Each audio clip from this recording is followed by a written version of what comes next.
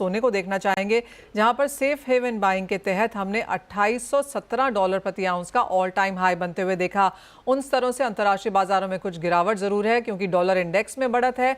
साथ ही साथ बाजार अब ये मान रहा है कि शायद यूएस रेट कट उस स्पीड से ना हो और शायद इस साल में हो ही ना। उसका इम्पैक्ट हमने प्राइसेस में आता हुआ देखा है।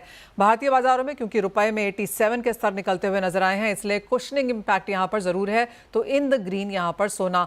लेकिन सुरेंद्र मेहता जी, कैसे देखते हैं अब आप ये करंट सोने के प्राइसेस? हम ऑल टाइम हाई बुना चुके हैं, लेकिन उसके बाद थोड़ा सा पुल बैक, अब यहाँ से क्या सेंस है? देखिए, फिलहाल जो स्थिति बनी हुई है ट्रम्प के टैरिफ अनाउंस करने के बाद, तो जो पूरा फोकस है वो डॉलर की तरफ है, डॉलर इंडेक्स की तरफ है। और इसीलिए हमने आज सुबह सुबह देखा कि अंतर्राष्ट्रीय बाजारों में सोने के भाव में थोड़ी सी नरमी आई है। जहां तक भारत का सवाल है, तो क्योंकि डॉलर इंडेक्स में डॉलर इंडेक्स की वजह से यहाँ पर डॉलर जो है 87 को भी क्रॉस कर गया है, इसलिए भारतीय बाजारों में सोने के दामों में कोई खास विशेष परिवर्तन नहीं हुआ है। मुझे लगता है कि अगले कुछ दिनों तक ये पूरा फोकस डॉलर की तरफ रहेगा, डॉलर इंडेक्स की तरफ रहेगा और गोल्ड में एक यथावत स्थिति जैसी स्थिति है, $25-30 ऊपर नीचे की स्थिति बनी रहेगी। वेट करना चाहिए डॉलर इंडेक्स को सेटल होने के लिए, उसके पहले गोल्ड में ट्रेड लेना बहुत ही रिस्की हो सकता है। सुरेंद्र जी, भारतीय बाजारों में इस volatile all time high prices के बीच किस तरह के डिस्काउंट्स अब हैं? क्योंकि पिछले 2 हफ्ते से लगातार हमने वो $17 का डिस्काउंट 50 तक जाता हुआ देखा, फिर 30-35 भी आता हुआ देखा। आज कैसी स्थिति है? जी देखिए, ये डिस्काउंट तो कंटिन्यू रहेगा क्योंकि इतने ऑल टाइम हाई प्राइसेस पे यहाँ पे मार्केट में ट्रेड करना बहुत ही डिफिकल्ट हो गया है। साथ ही साथ जिस प्रकार से स्पॉट और फ्यूचर मार्केट के बीच में एक गैप बनता हुआ हमें दिखाई दे रहा है, कभी ये गैप $6 का हो जाता है, कभी $60 का हो जाता है। अभी भी आप देखें तो लगभग $35 से $40 का इसमें गैप है। तो इसके मद्देनजर भारतीय बाजारों में डिस्काउंट है। बेसिकली जो मैं ये कह सकता हूँ कि पूरा गोल्ड मार्केट स्ट्रक्चरली चेंज हो गया है।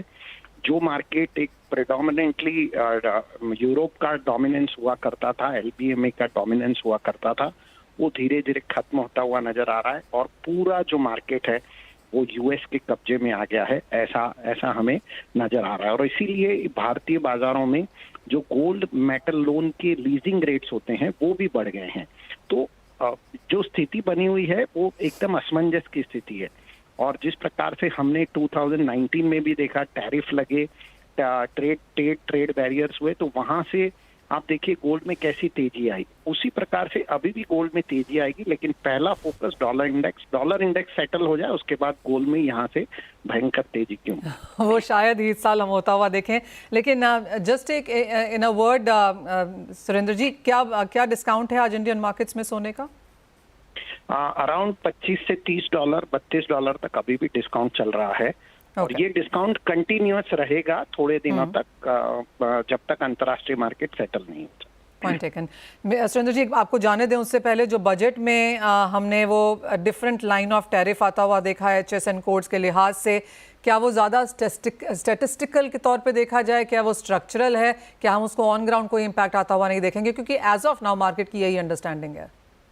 ये बिल्कुल, देखिए बजट में एक तो क्लैरिटी है कि कोई ड्यूटी में चेंजेस नहीं हुआ है। एक न्यू टैरिफ लाइन सरकार ने ऐड की है, वो टैरिफ लाइन ऐड करने का मार्केट को फायदा होगा, क्योंकि नहीं तो एक ही HSN कोड के ऊपर कई लोग प्लेटिनम भी 0% ड्यूटी में मंगा लेते थे।